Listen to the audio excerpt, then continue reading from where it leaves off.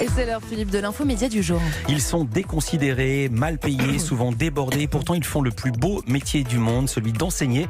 Mais ce ne sont pas des profs au bord de la crise de nerfs que vous verrez ce soir sur France 5. Non, vous découvrirez 4 profs de primaire, collège et lycée, de générations différentes, dévoués à leurs élèves et qui sont heureux d'être professeurs, tout simplement. Au bonheur d'être prof, c'est le nom de ce documentaire diffusé ce soir à 20h50 sur France 5. Bonjour Marina Julienne. Bonjour. Vous êtes la réalisatrice de ce documentaire. Première question basique, pourquoi avoir choisi de parler du positif? Je veux dire le sens de ma question. On sait qu'il est beaucoup plus facile de dire ce qui va mal que ce qui va bien. Donc comme on dit, bad news is good news. Pourquoi avoir choisi cet angle positif? En fait, j'ai fait plusieurs documentaires sur le domaine de l'éducation nationale, dont Collège public sauf qui peut, qui dit bien ce que ça veut dire, hein, sur l'évitement scolaire. Ensuite, un deuxième film qui s'appelait L'école à bout de souffle, sur un système scolaire assez sclérosé, voilà, sur le primaire. Ça, c'était il y a 7 ans. Oui, L'école à bout de c'était il y a souffle. 7 ans. Et à chaque fois, en réalisant ces films, j'ai rencontré des enseignants qui, malgré tout, étaient vraiment dévoués pour leurs élèves, se bagarraient au sein d'un système pour essayer de faire classe autrement, de persévérer.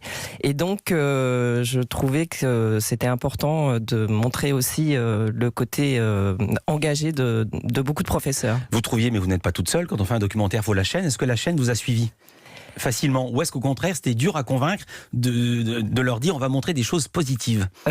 Honnêtement, je crois que la chaîne m'a suivi parce que l'année d'avant, ils avaient fait un documentaire où ils donnaient la parole à des professeurs qui craquaient dans le système de l'éducation nationale. Donc pour contrebalancer. Voilà. Vous avez donc suivi 4 profs. Qui sont-ils? Vous voulez les détailler? Il y a Nolwenn, Jean-Pierre, Jérémy et Gérard. Oui, alors Nolwenn, elle est directrice d'une toute petite école en Bretagne, un village très bédant. Jean-Pierre, il est professeur d'histoire géo en lycée à Saint-Denis, donc en banlieue. Ouais. Il avait quitté un poste du ministère de la Défense. Oui. C'est quand même assez rare pour être signalé pour être prof en banlieue, alors qu'on dit que c'est le job dont personne ne veut, et surtout pas les jeunes qui démarrent. Oui, alors que lui, c'était vraiment son engagement de départ. Il s'est dit que c'était là qu'il pouvait être utile à quelque chose. Donc, voilà, c'est pour ça qu'il a choisi d'enseigner en banlieue. Jérémy, c'est un jeune enseignant qui, quand je l'ai rencontré, était à moitié dans le public et venait d'entrer aussi à l'école privée alternative de Arles. Ouais. Et puis Gérard, c'est un enseignant, lui, qui a une carrière professionnelle avant d'être enseignant et qui est maintenant professeur en CAP en génie civil. À Briançon. Comment les avez-vous choisis? Vous les connaissiez? Comment c'est passé?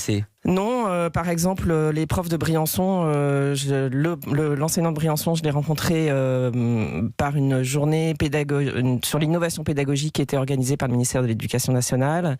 Il y a aussi une association, le Café pédagogique, qui organise des rencontres sur l'innovation. Et puis Ashoka, qui est une association qui repère des acteurs du changement dans le domaine de l'éducation, et là qui m'a orienté sur Nolwenn à Trébédan. On dit Nolwenn? Oui, je pensais qu'il fallait dire. Moi j'aurais dit Nolwenn. Alors, ça veut dire que leurs initiatives sont pas assez mises en valeur, pas assez médiatisées. C'est pour ça que vous les avez suivis? Exactement. C'est-à-dire que ils sont tous finalement dans des écoles lambda, dans des lycées lambda, et pourtant ils ont des projets extraordinaires, mais ils sont jamais mis en avant. Ils sont généralement peu soutenus par leur hiérarchie et peu soutenus par leurs pairs.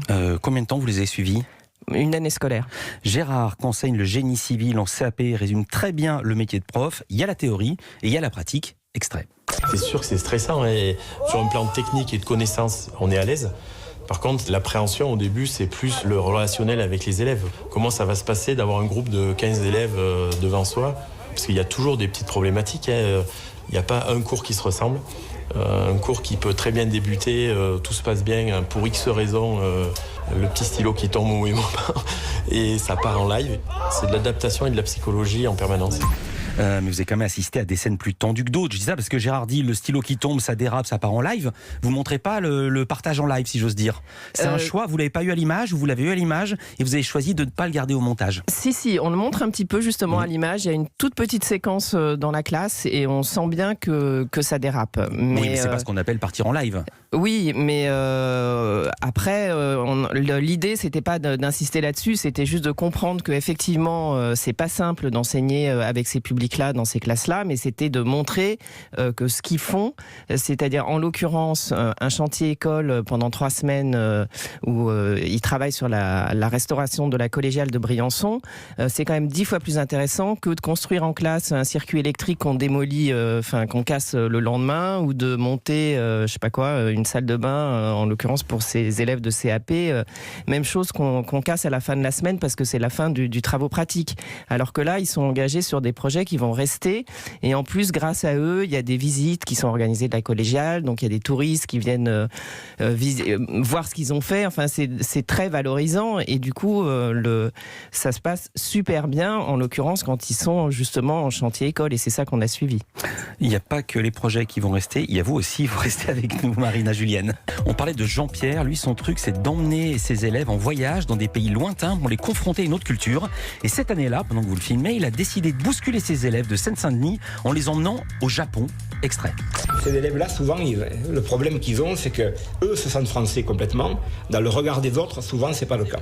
Et alors, j'avais l'idée de se dire que quand on part à l'étranger, en fait, les étrangers qui vont nous recevoir voient des Français.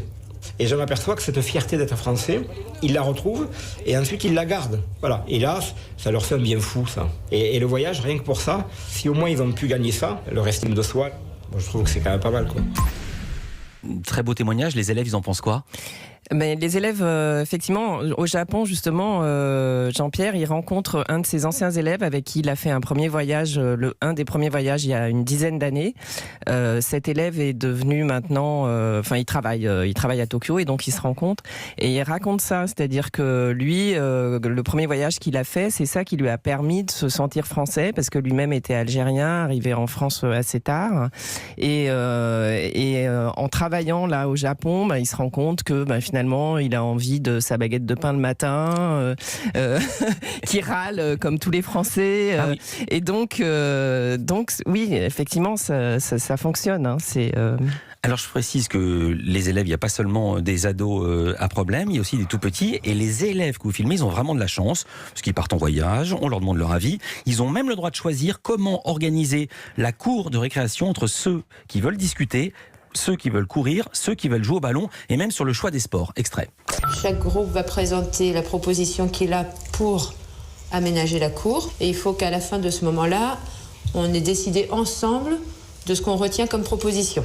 En fait, là, un problème, parce qu'en fait, là, on ne sait pas si c'est foot ou basket. Parce que si c'est foot, en même temps c'est basket, ça dérange les autres qui font du foot. Pourquoi on a fait un terrain pour courir et un terrain pour jouer au ballon ? Parce que moi, j'avais décidé ça. Ah oui, tout seul. Oh non, on a discuté, non, pour décider. Oui. J'adore. C'est vrai que si c'est foot et en même temps c'est basket, on comprend plus rien. C'est juste pas possible. C'est quoi le point commun entre les 4 profs que vous avez suivis après coup ? C'est la pédagogie qui met l'enfant au centre. Qu'est-ce que vous avez découvert en tournant ce documentaire ? C'est effectivement la pédagogie qui met l'enfant au centre, la bienveillance vis-à-vis des enfants, et surtout le fait qu'ils croient vraiment dans le rôle de l'éducation, quoi. Ils croient dans leur métier, ils pensent vraiment, et avec raison, que la façon d'enseigner et la façon de se comporter avec les enfants peut vraiment avoir une influence sur leur avenir. Je vous interromps sur cette réponse. Tous les profs ne sont pas bienveillants. Tous les profs ne pensent pas que l'éducation est au centre ? Non, alors, je pense que... je pensais que c'était la base, moi, benoîtement. Mes parents étant profs, je me souviens de ça. Ceux-là sont particulièrement, investis effectivement d'une mission. Ouais. Et ils ne se contentent pas juste d'appliquer peut-être des programmes. Et les directives. Voilà. Autre point commun, justement, pour parler des programmes, les 4 profs, on les sent bien seuls. Ils n'ont pas tellement le soutien ni de leur hiérarchie, ni de leur père. Pourquoi se sentent-ils si seuls, selon vous ?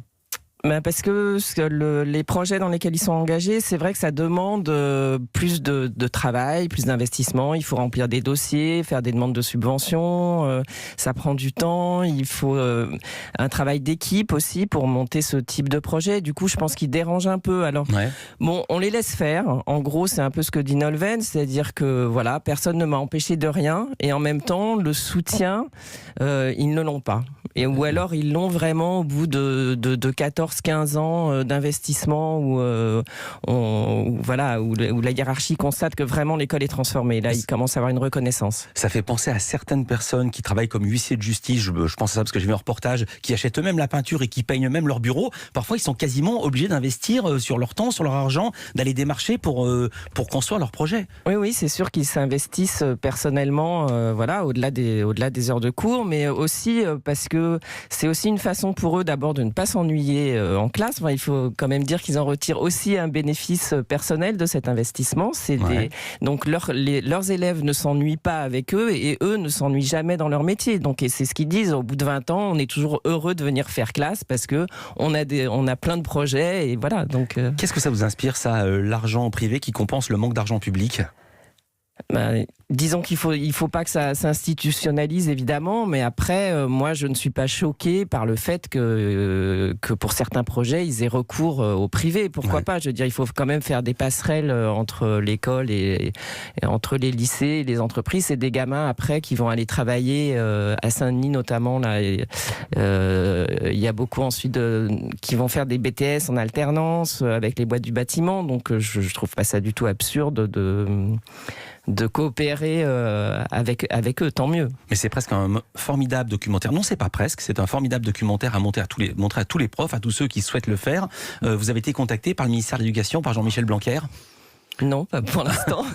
Pour diffuser votre documentaire en terminale dans les facs en disant voilà, regardez ce qu'on peut faire quand on est prof, c'est formidable. Oui, je pense que ce serait bien pour donner le goût d'enseigner aussi. Vous travaillez sur quoi en ce moment ?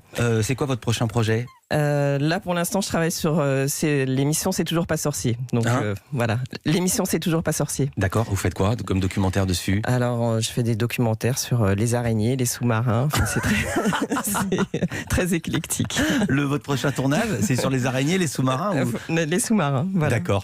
Vous allez passer combien de temps dans un sous-marin ? Non, je ne vais pas y rester longtemps. Cela dit, les femmes sont maintenant admises à bord des sous-marins, ce qui est très récent. Ouais. Et vous savez quoi ? Ce qu'il y a de formidable dans les sous-marins, c'est qu'il n'y a pas d'araignée. Merci beaucoup Marina Julienne. Au bonheur d'être prof, c'est le titre de votre documentaire diffusé ce soir à 20h50 et sur France 5. Ça se passe dans le cadre de l'émission Le Monde en face, présentée par Marina Carrère d'Ancos. Merci d'avoir été avec nous en direct sur Europe 1. Merci. Restez avec